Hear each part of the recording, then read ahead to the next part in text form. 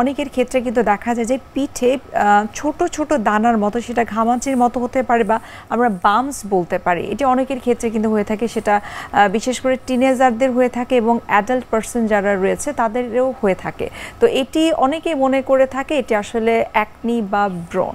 তো এটির মূল কারণটা আসলে কি, যেটি আমরা বলছিলাম যে অনেকে মনে করে থাকে যে এটি অ্যাকনির কারণে হচ্ছে, এটি এক ধরনের ব্রণ, কিন্তু আমরা জানি যে অনেক সময় চুলের কারণেও কিন্তু এটি হয়ে থাকে। সো এটি কি মিথ কিনা, নাকি এটা আসলে সত্যিকার অর্থে এটা আসলে ব্রণ, সেই বিষয়টা আমাদেরকে একটু বিস্তারিত যদি বলতেন। ব্যাক একনি বা হচ্ছে অনেকের ফ্লোর হেডে একনি হয়, হ্যাঁ, সেটা স্কাল্পের কারণে হয়। এটা স্কাল্পে দেখা যায় কিছু ড্যান্ড্রাফ হয়। তো এটা আমরা আমাদের মেডিকেলের ভাষায় বলি এটা সেবোরিক ফলিকুলাইটিস। হ্যাঁ, হেয়ার ফলিকুলগুলো ইনফ্লামেশন হয়ে ইনফেক্টেড হয়ে দেখা যায় এই বাম্পস বা ফলিকুলগুলো ইরিটেশনের মাধ্যমে ইনফেক্টেড হয়ে যায়। তখন এগুলো আমরা ব্রণের মতো বাম্পস লাইক মানে ফিচার দেয়। তো এটা কিন্তু অনেক পেইনফুলও হয়।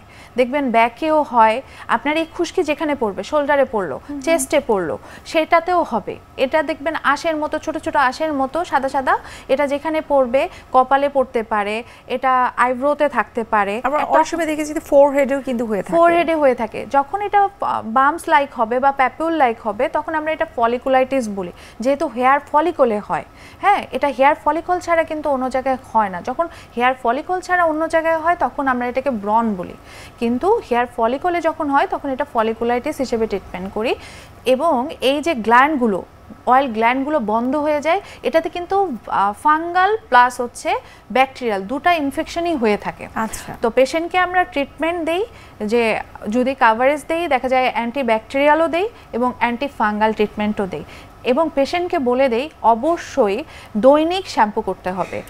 মাথায় খুশকি হতে দেওয়া যাবে না, যেহেতু গ্ল্যান্ডগুলোতে অয়েল বেড়ে যায়, তার অয়েল নিঃসরণের প্রভাবও বেশি থাকে, অয়েলি থাকে, তাদেরকে আমরা দৈনিক শ্যাম্পু করতে হবে।